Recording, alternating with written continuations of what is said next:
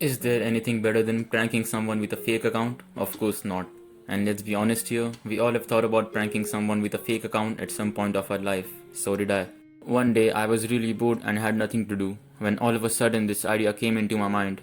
And after a bit of thinking, I decided that I'm going to do it.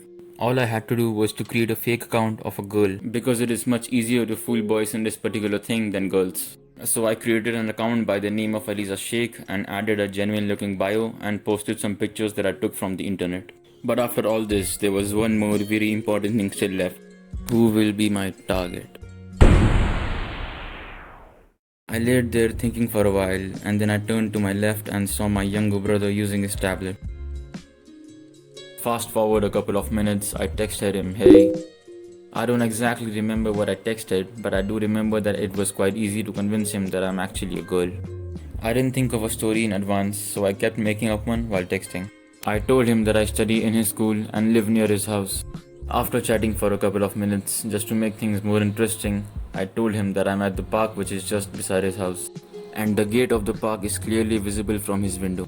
So I told him that I'm leaving the park, which meant that he could now see me for the first time. I thought that he would now start feeling suspicious, as there were many common things between us. But instead, he got up and looked outside the window, hoping to see the girl Aliza Sheikh, but of course wouldn't have found anyone, unless he started thinking some random girl to be her.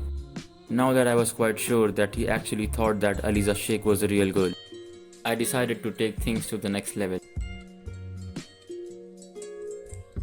I told him that I can see my dad coming to pick me up, and I'm really scared because he usually gets drunk and ends up beating me for no reason.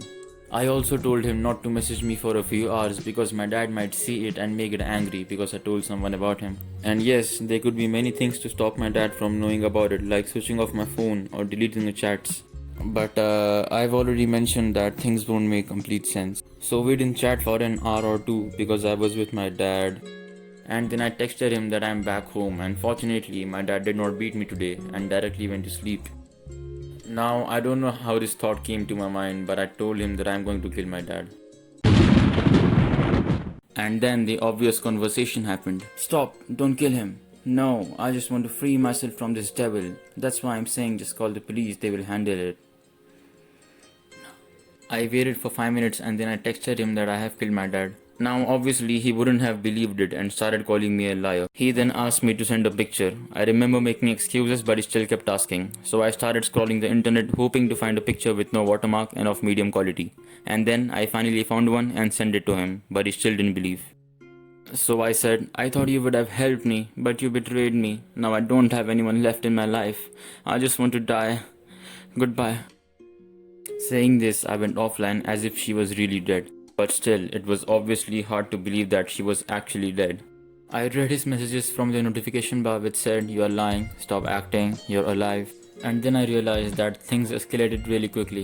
The first message I sent him was in the evening, and now it's not even midnight of the same day. And then I started thinking, what can I do now? I didn't want it to end this quick.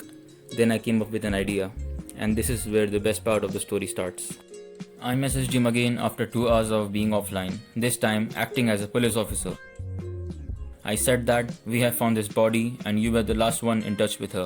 Give us your address for investigation right now, and don't try to act smart, otherwise you may end up getting arrested or even being deported from the country. Now obviously no one is going to believe that it is actually a police officer, so didn't he? But the next thing that happened turned out to be the craziest part of the story. Keeping in mind that he already thinks that Aliza Sheikh is a real girl, all I had to do was to make him believe that I am actually a police officer. How did I do that? Easy. I just told him things that strangers wouldn't know. I told him that we have tracked your location and you live somewhere near this park. He might be shocked hearing this because he didn't mention his address even once while chatting with Aliza Sheikh. Just to scare him even more, I told him his Wi-Fi's name, which he didn't tell her either. This was enough to scare him like hell. He immediately got up, closed his tablet, directly went to his bed, and covered himself completely under his blanket.